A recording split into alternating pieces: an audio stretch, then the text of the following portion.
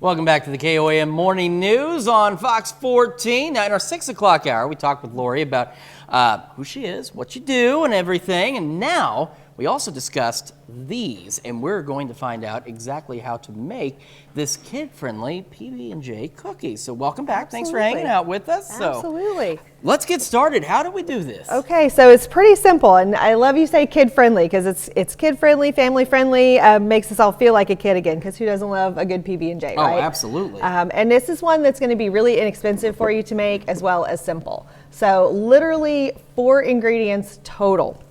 And all we're going to start with is a cup of plain old white granulated sugar. Maybe everybody doesn't have this in the house, but probably. And we're adding a cup of regular peanut butter. And this is smooth peanut butter. You can use crunchy, but I'd recommend sticking with the smooth. Smooth probably works better. It works better, and you know, your crunchy, sometimes the peanuts get a little bit stale when you bake them in a cookie. So it's usually recommended that you stick with the smooth. Okay. Get a good one, you know, it doesn't have to be the best. It can be a store brand. We've got the good old classic Jif there. And then we're gonna add to that 1 egg. Okay. And you know, it is the magic of television, but I brought a spare just in case. You never know what's going to happen. Be prepared. Good, fresh, and just a large egg. When it comes to baking, anytime you have a recipe that calls for an egg, if it doesn't specify, it means large. So we're just going to take that and we're going to mix all of that together. I'm going to let Muscles over here work on that for a little bit. Okay. You just want to get it really nice and smooth. So a peanut butter cookie recipe is always very simple.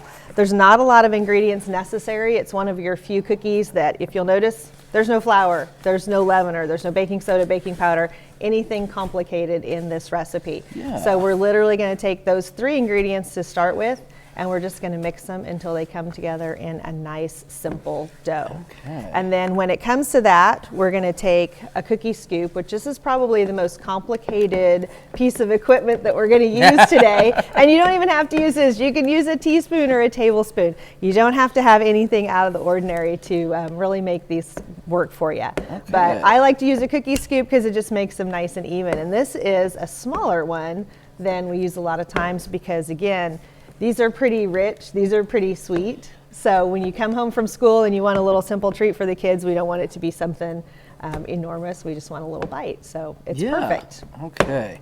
I don't know Working on that. I how don't well know, guys. mixed this is. We're testing his skills here. We've talked about this before. There's reasons I'm not allowed to cook. Let's see how they look, Chris. All right, this is what we've got so far. That's perfect. So we're gonna give, where are we at? We're gonna give a little mix of that. It just is gonna look like a peanut butter dough, okay? Okay. So good job, actually. Oh, well, thank you. Thank you. I'm learning. I apparently have a few handy skills. You do. I can help. Maybe not See? make the whole thing, but I can help. Can you make it warmer this afternoon? We're going to work on it because that it's would be pretty great. cold. That would be great. So we're going to take that scoop, we're going to pull that up the side, and then just right over here on our cookie sheet, which has some parchment paper on there. Always a good idea when you have a sticky cookie. And we're just going to pop him right out on top. Okay. So we're going to go through these. This is going to make about 20 to 24 of these little droplets. Okay. And then when we come back, we're going to get the tops all ready and have them ready to pop in the oven, make them look pretty. Sounds good. I'm looking forward to it. When, as she mentioned, we'll be back with more of this and more of the KOAM Morning News right after this.